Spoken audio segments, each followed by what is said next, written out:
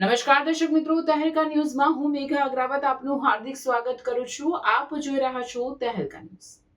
અસરગ્રસ્ત ખેડૂતો અને વેપારીઓ દ્વારા કરવામાં આવેલ રજૂઆત મુજબ સુરત શહેરના વરાછા ઝોન અંતર્ગત અશ્વિની કુમાર રોડ પર આવેલા ફૂલ માર્કેટમાં ચાલી રહેલી ગેરકાયદેસર પ્રવૃત્તિઓ વિશે જાણ કરીએ છીએ. આ માર્કેટ હાલમાં સંપૂર્ણપણે ગેરકાયદેસર તત્વોના કબજામાં ચાલી રહ્યું છે.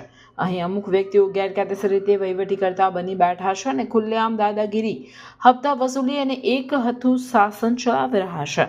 આ ગેરકાયદેસર વહીવટીકર્તાઓ દ્વારા ખેડૂતોનો માલ ઈચ્છાપૂર્વક ખરાબ થઈ જાય તેવી વ્યવસ્થિત રીતે આયોજન કરવામાં આવે છે અને ત્યારબાદ ખેડૂતોને તેમની જ મહેનતની કમાણીથી વંચિત કરી તેમની રકમ હડપ કરી લેવામાં આવે છે. આથી ખેડૂતો, અન્ન વેપારીઓ ભારે આર્થિક નુકસાન ભોગવી રહ્યા છે.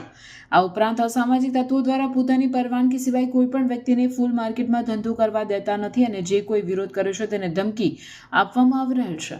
અગાઉ એક ફૂલના વેપારીને જાહેરમાં માર મરાવીને ફૂલ માર્કેટમાંથી ભગાડી દેવાયો હતો. આ ગંભીર ગુનાહિત ઘટના અંગે અસરગ્રસ્ત વેપારી દ્વારા વરાછા પોલીસ સ્ટેશનમાં તારીખ 27/12/2025ના રોજ તેમજ અશ્વિની કુમાર પોલીસ સ્ટેશનમાં તારીખ 18/1/2026ના રોજ લેખિત ફરિયાદ કરવામાં આવેલ હતી. તેમ છતાં આજ દિન સુધી કોઈ અસરકારક કાર્યવાહી કરવામાં આવી નથી.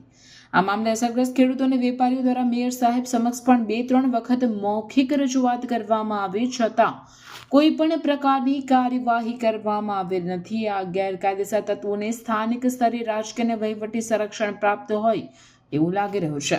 આવી પરિસ્થિતિ લોકશાહી, કાયદાનું શાસન અને સામાન્ય નાગરિકોની સુરક્ષા માટે ગંભીર ખતરો છે.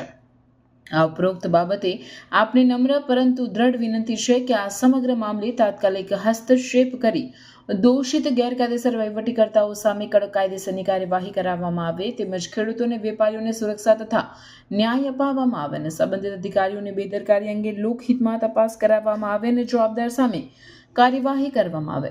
જો ઉપરોક્ત બાબતે તાત્કાલિક પગલાં લેવામાં નહીં આવે તો આ મામલો વધુ ગંભીર સ્વરૂપ ધારણ કરશે. આપના ન્યાયપ્રિય અને જનહિતલક્ષી હસ્તક્ષેપની આશા રાખીએ છીએ. રિપોર્ટર મનીષ ચૌહાણ, સુરત.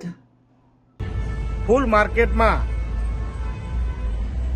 ગેરકાયદેસર રીતે અસામાજિક તત્વો કબજો જમાવી બેઠા છે.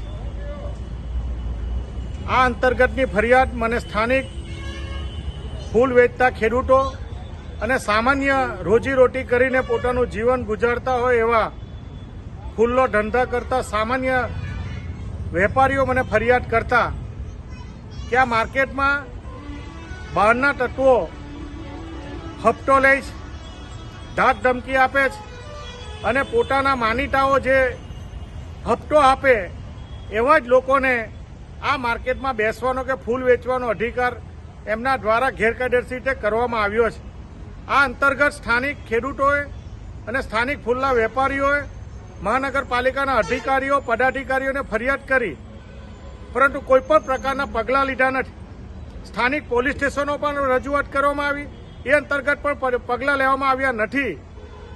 આ અનુસંધાનમાં આ ફૂલ વેચતા ખેડૂતો અને સ્થાનિક વેપારીઓ મને ફરિયાદ કરતા તાત્કાલિક અસરથી કલેક્ટરશ્રી અને મહાનગરપાલિકાના કમિશનરને રજૂઆત કરીને સામાન્ય માણસોને માટે જે મહાનગરપાલિકાએ આ માર્કેટ બનાવી છે એમાં ફૂલ વેચવાનો, ફૂલ આપવાનો એ તમામ અધિકારો એ ખુલ્લા રાખવામાં આવેલા છે.